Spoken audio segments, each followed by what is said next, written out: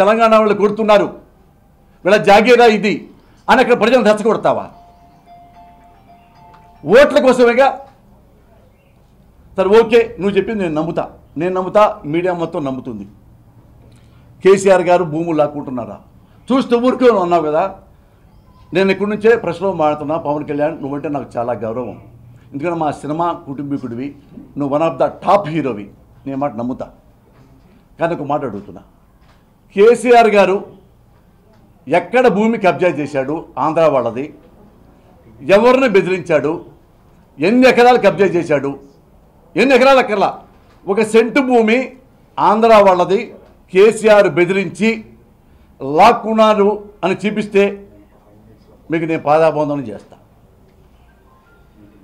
పైగా ఇంకో మాట అన్నావు, ఆంధ్ర వాళ్ళని కొడుతూ ఉంటున్నారు, విసుగు పుడుతుంది నాకు అన్నారు మీరు.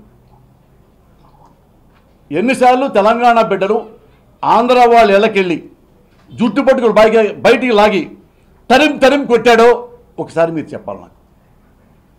ఏ జిల్లాలో కొట్టాడు? తెలంగాణలో ఆంధ్ర కుటుంబాలని వెంటబడి తరిమి ఎప్పుడు కొట్టాడు? అలా తన్నించుకున్న కుటుంబాలు ఆంధ్ర కుటుంబాలు ఏమైనా ఉన్నాయా? ఉంటే నువ్వు వెళ్ళి వాళ్ళని పరామర్శించావా? ఇన్నాళ్ళు తరిమి కొడుతుంటే నువ్వు ఎన్నిసార్లు అడ్డుకున్నావు? తెలంగాణ బిడ్డల్ని తరిమి కొట్టావు.